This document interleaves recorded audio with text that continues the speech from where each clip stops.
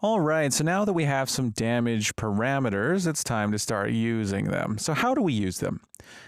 Well, for one, we have an Aura Ability System Library function. If we go into Aura Ability System Library and search for our Apply Damage effect, we have one here that takes in damage effect params. So in a way, most of the work that has to be done in gas is being done for us by these worker functions that just set things, right? And it's setting all of our set by color magnitudes, and it's setting our death impulse and knockback force on the effect context. And as soon as we call apply damage effect, we can pass those parameters in for radial damage. And then later on down the pipeline, we can see about calculating how much damage was actually done for those given parameters, right? So right here, when we're setting our death impulse and our knockback force, I think it would be a great idea to set those radial damage parameters on our effect context as well. And it'd be handy if we had these setters, these functions that do all of the dirty work for us, so to speak. So let's make those setter functions and getter functions here in Aura Ability System Library that we can use. Now, scrolling, I just see kind of a wall of text. I'd like to categorize these into categories at this point. I'd like to say something like widget controller right here. And then underneath that, we'll say ability system startup, right? Or even just ability system class defaults.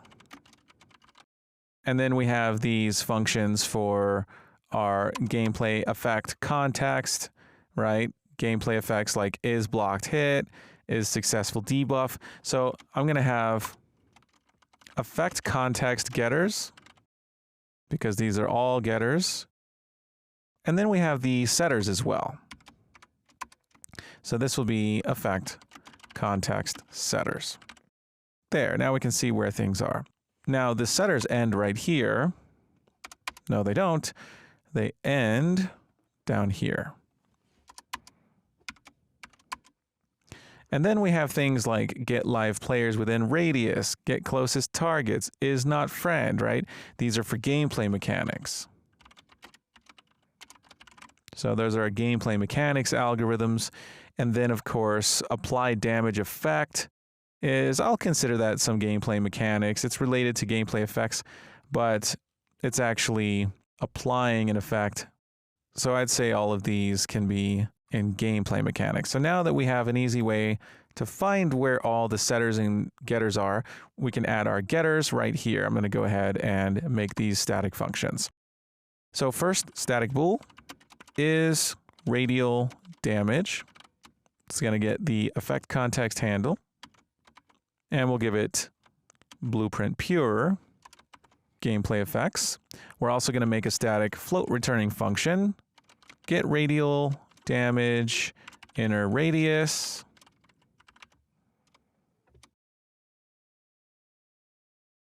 And all the getters are going to get these const refs to effect context handle. Now I'm going to just copy this one because the next one is going to be the radial damage outer radius.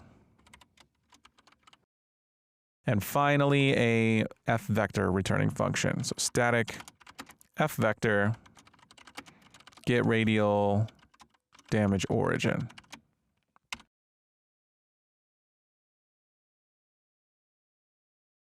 With the same u function. All right. So we can implement these functions.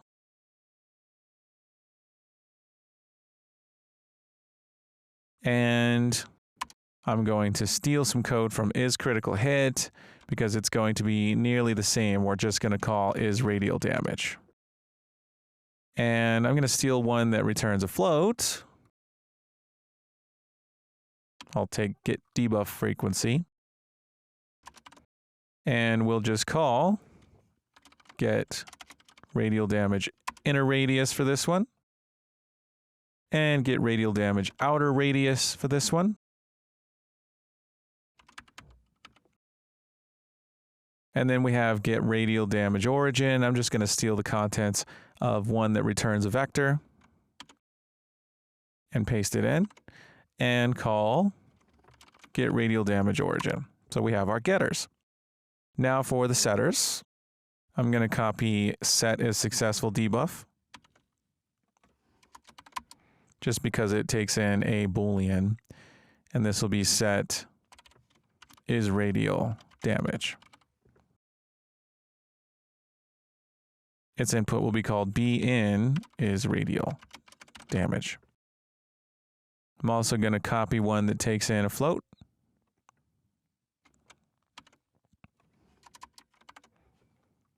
And this one can be called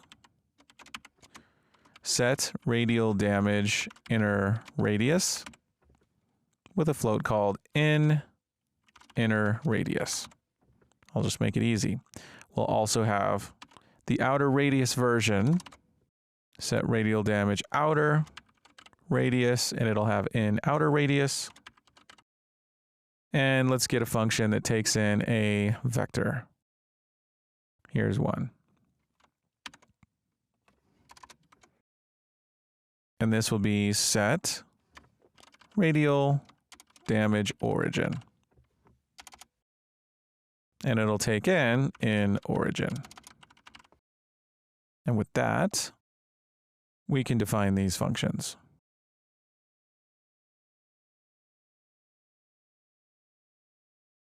Now it's given me inline functions, unfortunately. I'm going to control X, cut those, and we'll paste them here. And we'll just get them right here. I'm going to remove the inline keyword. And let's find a setter that takes in a bool. Set is successful debuff will do.